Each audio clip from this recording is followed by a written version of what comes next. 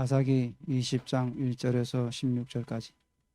이에 모든 이스라엘 자손이 단에서부터 부엘세바까지와 길르앗 땅에서 나와서 그 회중이 일제히 미스바에서 여호와 앞에 모였으니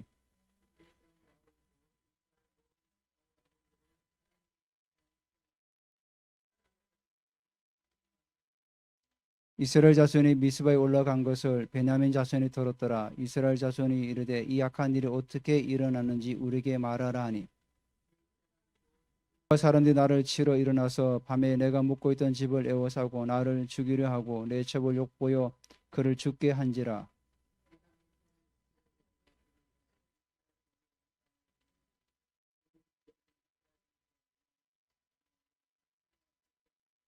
이스라엘 자손들아 너희가 다 여기 있는즉 너희 의견과 방책을 낼지니라 하니라.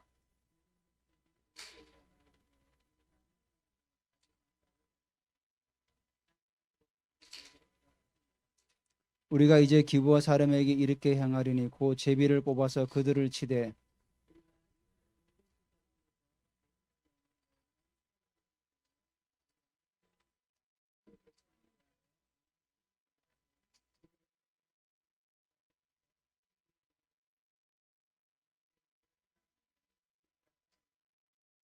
이와 같이 이스라엘 모든 사람이 하나같이 합심하여 그 성읍을 치려고 모였더라.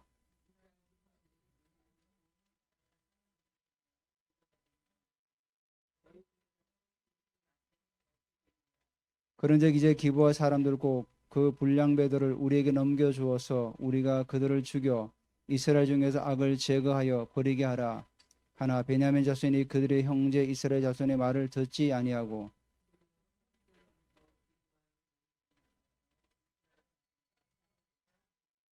그때 이 성읍들로부터 나온 베냐민 자손의 수는 칼을 빼는 자가 모두 2만 6천 명이요 그 외에는 기브아 주민들 중 택한 자가 700명인데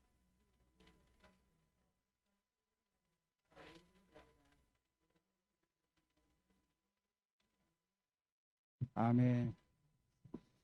네, 오늘 우리가 이제 사사기가 마지막입니다. 오늘 마지막 강의를 마치면서 말씀을 하면서 인본주의란 말씀을 가지고 같이 한번 나눠보려고 합니다. 인본주의 반대말이 신본주의죠. 신본주의는 하나님을 우선으로 하는 신앙이 바로 신본주의고 인본주의는 인간의 방식을 따르는 것이 바로 인본주의라고 여겨집니다. 이스라엘 백성들이 가나안에 돌아가지고 여호수아가 죽은 이후에 그들의 삶이 인본주의로 변해갔다는 거죠. 여기 레위인의 사건부터는 사실은 이 사사기의 어떤 그 전체적인 내용을 좀 요약을 한 거죠. 그래서 이 사사기 20장의 내용은 아마도 19장부터 20장의 내용은 사사기 초반부에 일어난 그 사건으로 여겨집니다. 그래서 이게 뭐 쭉 시대적으로 연결된 것이 아니라 초반에 일어났던 사건을 마지막에 지금 배치해서 기록을 한 것으로 보여집니다. 우리가 영적인 이 생활을 더 깊이 들어가면 들어갈수록 우리가 좀 더 겸손해져야 됩니다. 우리가 예전에 우리나라가 한때 은사주의가 일어나면서 많은 사람들이 자신이 은사를 가졌다고 사람들을 무시하고 가스라이팅하고 막 이렇게 해서 굉장히 우리나라가 위축되었던 거죠. 그래서 우리가 영적인 사역을 깊이 들어갈수록 존중의 문화가 일어나야 됩니다. 존중해주고 질서 있게 하고 또 배려하고 이런 것들이 굉장히 필요합니다. 그래서 항상 우리가 성경의 말씀대로 질서 있게 하라는 그 말이 많이 나오지 않습니까? 영적인 사역에서 질서 있게 하라. 그게 뭐냐면 하도 질서가 없어지니까 고린도 교회가 문제가 많이 일어나지 않습니까?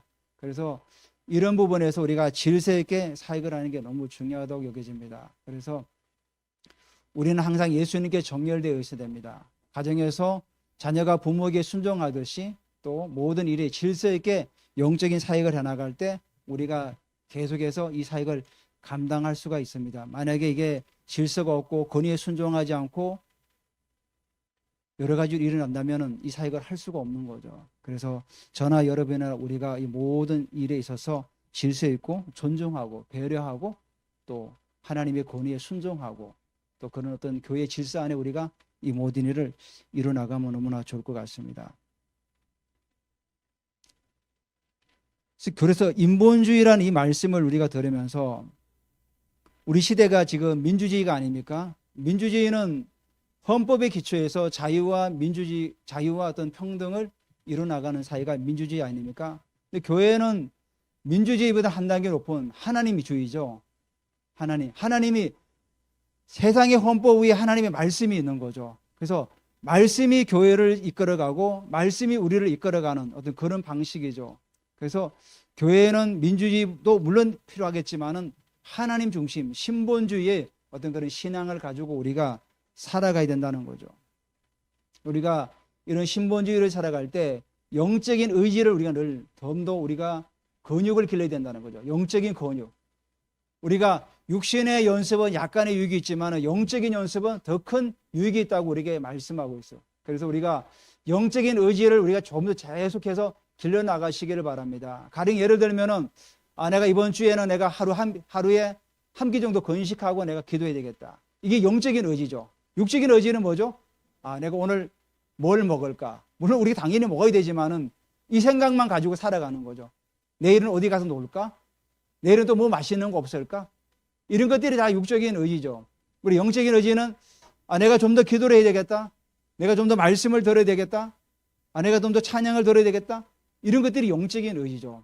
그래서 이런 영적인 의지들이 우리 안에 계속 있어 나갈 때 사사기 같은 그런 시대를 살아가지 않는 거죠. 사사기에는 결국은 영적인 의지보다 육적인 의지가 더 세어지니까 이렇게 시대가 갈 수밖에 없는 겁니다.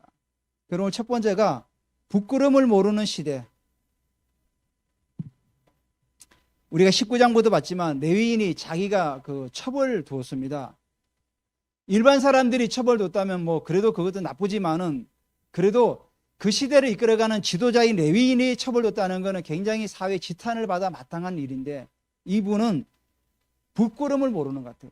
자기가 그 기부에 가가지고 그런 화를 당하지 않았습니까? 그럼 돌아와가지고 정말 하나님 앞에 회개하고 금식하며 회개하며 하나님 앞에서 정말 그 단을 쌓으면서 기도하고 예배 가운데도 그 회복이 돼야 되는데 오히려 어떻게 합니까? 자기 첩에 몸뚱아리를 다 잘라가지고 이스라엘의 온 지경에 다 보내는 거예요. 도저히 있을 수 없는 일을 한 거죠. 그래가지고 어떻게 합니까? 이스라엘의 총회가 모이게 되는 겁니다. 지금 20장 1절부터 그 7절까지 내용이 그겁니다. 이스라엘 총회가 다 모여드는 거예요. 그러니까 이분이 회개하고 하나님께 나아가지는 않고 오히려 선동하는 거죠. 자기 부끄러움을 모르는 시대의 사람들. 기부할 사람들도 마찬가지고 이 레위인도 마찬가지고 부끄러움을 모르는 거죠. 기부할 사람들은 동성애를 하겠다고 그 레위인을 불러내지 않습니까? 그것도 부끄러움을 모르고 이 레위인 또한 자기가 그렇게 정말 그 창피를 당한 거 아닙니까? 그런데도 그 부끄러움을 모르고 오히려 개인의 복수를 위해서 이스라엘의 총회를 이용하는 거죠. 그러니까 이스라엘 사람들이 감정에 치우쳐서 막 모여드는 거예요. 감정에 치우쳐가지고. 오늘날도 우리가 일부 정치인들을 바라보면 부끄러움을 모르는 분들이 많잖아요. 교회도 마찬가지죠. 우리가 이 시대를 살아가면서 우리 양심의 있잖아요. 양심을 가지고 있다면은 내가 잘못했으면 부끄러움을 알아야죠. 그럼 내가 이런 일을 하면 안 되겠다. 그러니까 요즘에 갈수록 그런 게 더 심해지는 것 같아요. 우리가 신앙인으로서 우리가 이런 부분에서 좀 더 세상의 빛으로 살아가는 자들이기 원합니다. 그러니까 실절에 이 레위인이 뭐라고 합니까? 자기가 이제 1절부터 6절까지는 자기 얘기를 이제 하는 거예요. 자기가 기부해 가가지고 첩이 죽게 된 그 사건을 얘기하는데 자기 입장만 가지고 얘기하는 거예요. 사실은 왜곡되게 지금 이스라엘 사람들에게 지금 말하고 있는 겁니다. 왜곡되게. 그래서 실제로 보니까 이스라엘 자손들아 너희가 다 여기 있은즉 너희 의견과 방책을 낼지라니. 자, 일어났으니까 선동하는 거지. 자, 어떻게 하면 좋겠느냐? 뭔가 좀 일어나라. 선동하는 거지, 선동. 그런데 이 선동으로 몇 만이 모인지 아십니까? 2절에 보니까 온 백성이 어른고 이스라엘 모든 지파의 어른들은 하나님 백성의 총회에 섰고 칼을 빼는 보병은 40만이었더라. 엄청난 숫자가 모이는 겁니다. 우리가 전반부의 사사기를 볼 때 드보라가 예언하고 종려나무 아래에서 금식하고 기도하면서 하나님 예언의 말씀을 전할 때 하나님께서 주시는 말씀이 있죠. 그때 드보라는 몇 명을 모였습니까? 1만 명밖에 안 모였어요. 그리고 요단의 동편에 있는 사람들은 오지도 않았어요. 그쪽에 있는 그 루벤 지파, 갓 지파, 단 지파들은 아예 오지도 않았어요. 드보라가 기도하면서 하나님 앞에서 환상을 꿈을 가지고 기도하면서 모이라고 하니까 겨우 모인 숫자가 1만 명이에요. 근데 지금 이 레위인의 사건은 몇 명이 모였냐면 40만이 모였어요. 뭔가 좀 잘못되지 않았어요? 우리가 이방인을 치기 위해서는 모이는 숫자가 1만인데 지금 여기는 자기 지파, 자기 동족을 치기 위해서 40만이 모인 거예요. 그러니까 이 사사기 시대가 얼마나 그 시대가 뭔가 잘못 돌아가고 있다는 걸 우리에게 보여주고, 이게 완전 인본주의라는 거예요. 하나님 중심의 삶이 아니라 인본주의다 보니까, 부끄러움을 보니까 개인적인 복수를 위해서 이스라엘 총회를 소집하게 되고 또 자기 동족을 치기 위해서 40만이 모인 거예요. 이방인을 치기 위해서는 1만밖에 안 모이는 이스라엘 사람들이 자기 동족을 치기 위해서 40만이 지금 모인 거예요. 만약에 오늘처럼 이렇게 모였다면 그들이 충분히 가나안 땅을 정명하고도 남았죠. 40만이 모여서 밀어붙이면 충분히 가나안 땅을 다 정복할 수 있는 그런 어떤 숫자지 않습니까? 근데도 이렇게 사람들이 뭔가에 홀려가지고 선동하는 자에 몰려가지고 이렇게 가는 거예요. 신약 성경에 보면은, 사도행전에 보면은 바울이 성전에 오지 않습니까? 다 선교를 마치고 이제 예루살렘 성전에 오니까 그때 아시아에서 온 유대인들이 성전에서 바울을 보고 무리를 충동하여 그를 붙잡고 선동질을 한 거죠. 자, 저 사람이 율법이 필요 없다고 말하고 이 성전을 완전히 그냥 무시했다. 거기에 사람들이 속아가지고 선동해가지고 바울을 잡고 바울을 때리고 그렇게 하면서 바울이 결국은 잡혀 들어가지 않게 됩니까? 이런 일이 있었다는 거죠. 그러니까 부끄러움을 모르니까 선동하는 자의 그 말에 따라서 움직여가는 게 바로 인본주의 신앙이 가장 우선되는 거예요. 인본주의 신의 가장 첫 번째가 뭐냐면은 부끄러움을 모른다는 거죠. 그러니까 하나님 앞에서, 사람들 앞에서 그 창피를 모르니까 자기의 소견에 오른 대로 행해 나가는 거예요. 정말 하나님이, 살아계신 하나님 내 면전 앞에 있다 그러면 어떻게 하겠습니까? 우리가 과연 그렇게 할 수 있을까요? 할 수 없죠. 그래서 루터가 종교개혁을 할 때 코어람 대어가 뭡니까? 내가 하나님 앞에 지금 서 있습니다. 하나님 앞에 서 있기 때문에 어떻게 우리가 살아가야 될지를 스스로 우리가 생각하라는 거죠. 판단하고. 그래서 두 번째로 8절에 보니까 이 인본주의 신앙이 말씀보다 감정이 우선합니다. 감정. 모든 백성이 일제히 일어나 이르되 우리가 한 사람도 자기 장막으로 돌아가지 말며 한 사람도 자기 집으로 돌아가지 말자. 이게 무슨 얘기입니까? 두 번이나 반복했어요. 자, 이 얘기를 듣고는 우리가 한 사람도 장막으로 가지 말고 집으로도 가지 말자. 이렇게 얘기한 게 결국은 뭡니까? 자, 8절부터 11절까지 그 레위인의 얘기를 듣고 이스라엘의 총회가 어떻게 결정을 내립니까? 자기 감정을 따라 움직이는 거죠. 자, 우리가 이 복수를 위해서 한 사람도 집에 돌아가면 안 돼. 근데 이들이 하나님께 예비하고 하나님께 물었다는 얘기가 있습니까? 8절부터 11절까지 내용 중에 없습니다. 자, 이렇게 나오면 어떻게 합니까? 그러면은 우리가 하나님께 한번 물어봅시다. 우리가 정말 이런 일은 안 돼. 정말 우리가 회개하고 하나님께 예배하고 하나님께 물어봅시다. 왜 이런 일이 발생했는지를. 근데 8절부터 11절까지 내용에는 전혀 그런 내용이 없어요. 그런 내용이 없고 어떻게 합니까? 10절에 보니까 우리가 이스라엘 모든 지파 중에서 100명의 10명, 1000명의 100명, 10,000명의 1000명을 뽑아 그 백성을 위해 양식을 준비하고 나아가자. 기부하러 가자. 그러니까 10분의 1을 뽑아서 그들에게 나아가서 우리가 지금 복수를 하자, 치자, 징계하자, 이런 얘기를 하는 거예요. 근데 그 얘기 가운데 어떤 한 사람도 하나님께 질문하고 하나님께 예배하지 않은 사람은 하나도 없어요. 금식하며. 그래서 말씀보다 감정이 우선하면 안 됩니다. 우리가 무릇 지킬 만한 것보다 마음을 지키라고 그랬어요. 이에서 생명이 난다고 그랬어요. 생명이.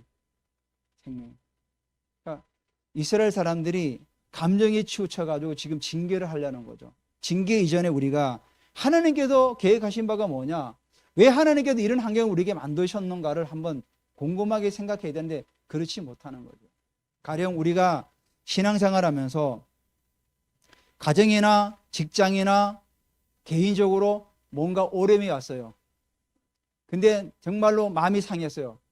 여러분, 말씀보다 감정이 우선서면은 싸움이 일어나고 다툼이 일어날 수밖에 없는 거죠. 그러면 왜 이런 일이 일어났는지를 한번 곰곰하게 생각해 보면서 하나님께 질문해야 되는 거예요. 이게 사실적인 거예요, 여러분. 우리가 어떤 일이 났을 때 그걸 감정으로 뭔가 처리하려고 하지 마시라는 거죠. 우리가 기도하면서 하나님께서 왜 이런 환경 가운데 나를 몰아가시는지, 왜 하나님께서 이 환경 가운데 하나님께서 원하시는 계획이 뭔가를 우리가 한번 곰곰하게 하나님께 질문하셔야 되는 거예요. 감정을 따라서 화내고 다투고 싸우고 이런 게 아니라 진지하게 한번 해 나가는 거죠. 그럴 때 우리가 하나님의 뜻을 온전히 우리가 이어갈 수가 있는 겁니다. 자, 12절부터 16절까지는 이 이스라엘 사람들이 12절에 보니까 이스라엘의 지파들이 베냐민 온 지파에게 사람을 보내어 두루 다니며 이르기를 너희 중에 생긴 이 악행이 어찌 된 거냐. 자, 그래서 그런즉 이제 기브아 사람들과 불량배들을 우리에게 넘겨주어서 우리가 그들을 죽여 이스라엘 중에서 악을 제거하여 버리게 하라. 하나 베냐민 자손이 그들의 형제 이스라엘 자손의 말을 듣지 아니하고. 그러니까 죄에 무감각한 거예요. 죄에 무감각해요. 사모님, 데리고 들어가세요. 이스라엘 백성들이 악을 제거해야 되는데 악에 너무 무감각하고 있다는 거죠. 악에. 그래서 이 기브아 사람들도 이렇게 생각하는 거죠. 그게 그렇게 문제가 되겠느냐. 우리가 살아가면서 어떤 제약이나 이런 부분에 있어서 허용을 하는 거죠. 그 정도 가지고 무슨 문제가 되겠냐. 그 정도 가지고. 그게 크게 문제가 되겠느냐. 이런 식으로 막 하는 거죠. 여러분, 우리 요즘에 보면은 운동을 많이 하지 않습니까? 뭐 필라테스라든지. 근데 그 중에 요가라는 부분 우리가 조심해야 돼요. 요가는 바알과 아세라의 사상에서 나온 게 요가예요. 그래서 요가의 그런 자세들은 우상 숭배와 성적인 어떤 그런 관계된 부분들이 굉장히 많아요. 그래서 여러분, 요가는 우리가 조심해야 돼요. 뭐 다른 필라테스나 이런 것들은 뭐 근육을 키우고 뭐 운동하지만은 특히 요가는 종교적인 부분에서 유래된 거예요. 우상 숭배와 그런 부분이 유래된 거예요. 그 조심해야 돼요. 어떤 사람들은 그러죠. 그게 뭐 그렇게 문제가 되겠습니까? 그렇지가 않아요. 그런 것들을 통해서 영적인 부분이 계속 스며들어오는 거예요. 그러니까 이스라엘 백성들이 죄에 무감각한 거죠. 그러니까 13절에 뭐라고 합니까? 기브아 사람들고 그 불량배들을 우리에게 넘겨주어서 그들을 죽여서 이스라엘 가운데 악을 제거하자 이렇게 하니까 이스라엘 자손들의 말을 듣지 아니하고 베냐민 자손이 그들의 형제 이스라엘 자손의 말을 듣지 아니한다 그랬어요. 듣지 않는 거죠. 아무리 얘기해도. 그만큼 그들이 악해졌다는 거죠. 강팍해지고. 그러니까 하나님의 말씀과 이스라엘의 모든 사람들의 말도 그들을 듣지 않는 거죠. 오히려 그들을 죄들을 범한 사람을 내오지 않고 기브아부터 시작해서 사람들을 모아가지고 전쟁을 치르려고 그렇게 모여드는 거죠. 마찬가지로 이스라엘 총회도 17절부터 보니까 이들도 하나님께 역시 묻지 않아요. 계속해서.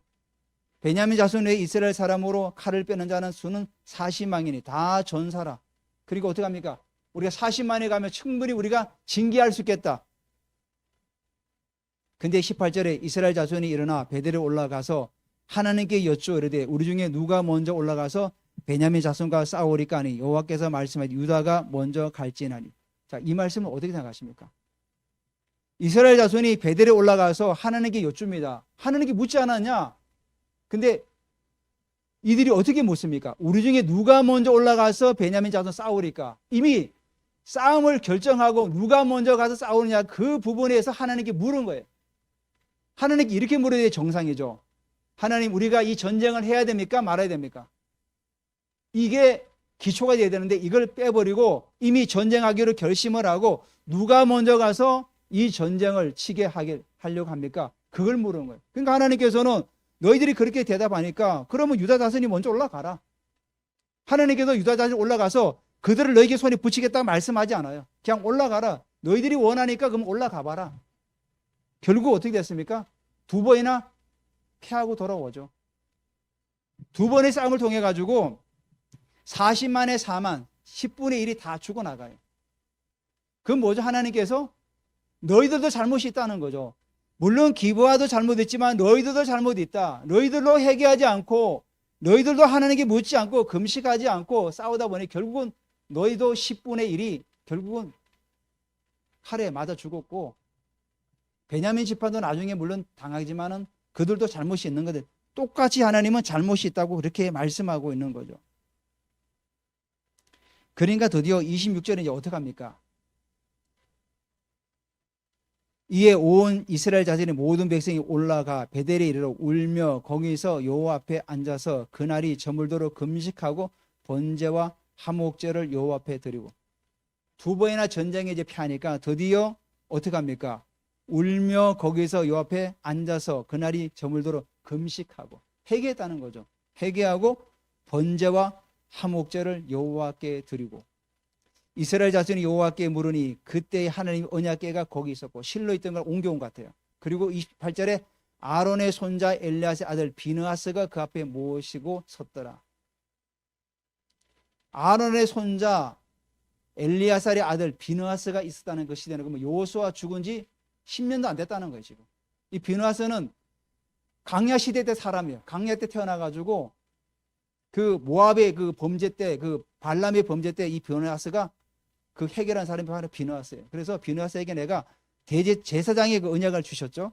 그 비느하스가 지금 서 있는 거예요. 그러니까 사사기 초반부라는 거죠. 시대적인 배경이. 그러니까 여호수아가 죽은 후에 얼마 되지 않은 시대에 이 사건이 일어난 거예요. 그래서 그러니까 여호수아란 지도자 죽자마자 이스라엘이 이렇게 벌써 하나님 앞에서 범죄하고 제 갈 길로 지금 가고 있다는 거예요. 그만큼 죄에 무감각하고 하나님께 묻지 않고 예배하지 않고 그렇게 살아갔다는 거예요. 그러니까 이제 세 번째로 회개하면서 하나님께 나가기를 원하는 거죠. 드디어 이제 회개하는 거죠. 그래서 이들이 어떻게 합니까? 번제와 화목제를 여호와께 드리고, 이제 저물도록 금식하고 회개한 다음에 번제는 모든 짐승을 다 태워드리는 거죠. 하나도 남김없이 다 태워드리는 게 번제예요. 이거는 뭐냐면 전적으로 우리가 하나님께 헌신하겠습니다. 우리가 회개했으니까 이제는 전적으로 하나님께 헌신하며 하나님께 나아가기를 원합니다 하고 번제를 드린 거예요. 화목제는 이제 그 전적으로 헌신하는 가운데 우리가 하나님과 화목하기를 원합니다. 화목제는 짐승의 내장과 기름만 태워드리고 나머지는 같이 나눠 먹는 거예요. 제사장하고 일반 백성들이 같이 나눠 먹는 그 제사가 화목제예요. 번제는 몽땅 다 드리지만은 화목제는 기름하고 내장만 태워드리는 거예요. 그러니까 하나님과 화목하기를 원하는 거죠. 이렇게 해가지고 이스라엘 자손들이 그 위기 가운데 벗어나가지고 세 번째 전투에서는 드디어 베냐민 지파를 이제 징계하게 되죠. 징계되는데 이것도 가해가지고 나중에 어떻게 됩니까? 베냐민 지파가 거의 다 죽고 600명만 남아요.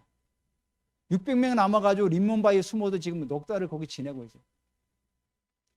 그러니까 이스라엘이 40만이 싸우다가 보니까 베냐민 지파가 다 죽고 600명 남으니까 그때서야 또 이제 회개합니다. 아이고 우리가 한 지파가 다 쓰러지도록 우리가 싸웠구나.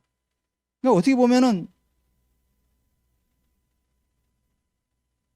말도 안 되는 전쟁을 지금 하고 있는 거죠, 지금. 자기들이 이방 그 가나안 족속을 몰아내야 될 사람들이 자기 지파 한 사람을 죽이려고 이렇게 몸부림을 쳤던 거예요, 결국은.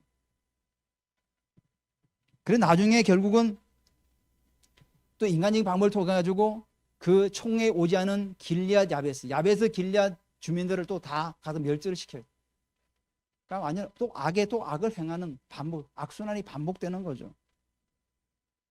자, 우리가 이런 걸 바라보면서 오늘 사실 굉장히 뭐 안 좋은 얘기만 계속 나왔는데 우리가 이런 레위기를 끝나면서 우리가 여기서 좀 깨달을 부분이 있을 것 같아요. 그 첫 번째가 뭐냐면은 말씀에 충만한 사람이 필요하다. 감정에 치우쳐서 자기 생각에 선동질하는 사람이 아니라 정말로 말씀에 충만한 사람이 필요하다. 어디를 가든지 항상 말씀 안에 살아가는 사람. 요즘은 우리가 성경 읽기를 김희숙 집사님하고 저희 내외밖에 안 하고 있는 것 같아요. 여러분도 좀 동참하시기 바랍니다. 제가 계속 올리지는 못하는데 읽고는 있습니다. 근데 올리지는 못해가지고 우리가 말씀에 충만한 사람이 되야 돼요. 우리가 이런 은사나 이런 사역을 해 나갈 때도 말씀에 기초하지 않으면 무너질 수밖에 없는 겁니다. 예수님께서 말씀하셨죠? 집의 기초가 튼튼하지 않으면 언젠가는 탕류가 나서 무너진다. 말씀에 기초하지 않은 모든 사역은 사실은 사상누각이에요. 언젠가는 반드시 무너지는 거예요. 그래서 항상 말씀이 같잖아요. 왜? 성경의 저자가 누굽니까? 성령 하나님이에요. 성경의 저자가 성령 하나님인데 저자의 말을 듣지 않으면 어떡합니까? 결국 무너지는 거죠. 두 번째가 이 사사시대는 마지막 때 오늘을 살아가는 시대와 비슷하다. 사람들이 영적인 의지를 가지고 살아가는 것이 아니라 육적인 의지만 충만해가지고 살아가는 시대라는 거죠. 교회를 다니지만은 영적인 깊이를 알지 못하고 영적인 부분을 우리가 생각하지 않고 경건의 모양은 있으나 경건의 능력이 없는 자들 얼마나 많이 있습니까? 세상에 나가면은 기독교인들이 얼마나 많이 있어요. 예전에 우리나라는 소수의 기독교인들이 이 시대를 지배해 나갔어요. 여러분, 우리나라가 재헌국회를 시작할 때 거기에 대다수 있는 분들이 누군지 아십니까? 목사님하고 전도사님, 일반 장로님들, 그런 분들이었어요. 그런 분들이 재헌국회를 시작을 했어요. 대한민국에 기초를 놓았다는 거죠. 재헌국회를 시작할 때 목사님이 기도하고 그러던 우리나라인데 지금은 기독교인들이 그때보다 얼마나 많아요. 물론 줄었지만 그때보다 훨씬 많죠. 근데 국회나 모든 그런 요직에 다 기독교인들이 있지만은 껍데기만 남아있는 거예요. 안타까운 현실이죠. 여러분, 우리 국회에도 얼마나 기독교인들이 많아요. 여전히 국회는 국회역이야.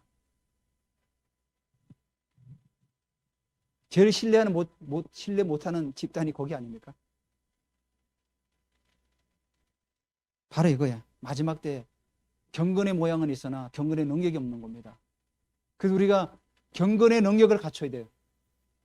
더 기도하고 더 말씀 앞에 더 무릎 꿇고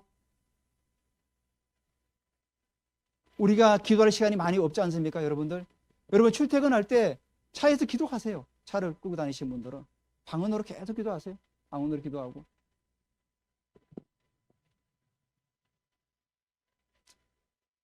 그리고 세 번째, 교회는 세상으로부터 판단받는 게 아니라는 거죠. 교회는 세상을 판단하는 거예요. 동성애는 죄다. 이걸 말할 수 있어야 됩니다. 세상이 교회를 판단하는 것이 아니라 교회가 세상을 판단해야 돼요. 왜? 우리는 세상의 법보다 더 높은 하나님의 말씀이 있기 때문에 이 말씀을 가지고 세상을 판단하는 거예요. 동성애는 죄있기 때문에 죄라고 우리가 말할 수 있어야 되는 거죠. 우리가 그들을 차별하는 것이 아니에요. 그들을 그 동성애에서 끄집어내어서 정상적인 삶을 살아가도록 하는 게 우리 역할이죠. 우리는 동성애 하는 분들을 차별하지 않아요. 긍휼히 여기고 그들을 더 사랑하고 그들이 거길 빠져나와서 정말로 정상적인 삶을 살아갈 수 있도록 돕고 싶은 게 우리의. 그래서 차별금지법 그게 그런 부분이 아니라는 거죠. 차별하는 게 아니에요. 교회는 판단하는, 세상을 판단하기 위해서 우리가 어떻게 됩니까? 우리가 말씀에 충만해야 되는 거죠. 말씀을 알아야 우리가 세상을 우리가 판단하고 우리가 세상 이끌어갈 수 있는 거 아닙니까?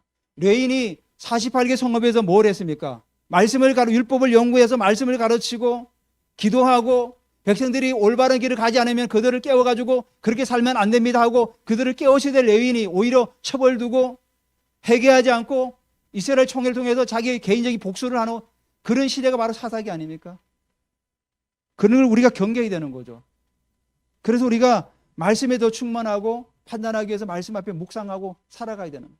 복 있는 사람은 악인의 길을 쫓지 않는데 죄인의 길에 서지 않고 오만한 자리도 앉지 않고. 네 번째 마지막으로 하나님의 형상의 사람으로 살아가야 됩니다. 우리 사람이 하나님의 형상을 잃어버리면 어떻게 됩니까? 짐승하고 똑같아요. 개하고 똑같아요. 맨날 먹고 자고 소화적인 그 기능만 하는 거죠. 인간이 하나님 형상을 잃어버리면 그렇게 되는 겁니다. 우리 안에 있는 하나님의 형상이 너무 귀한 거 아닙니까?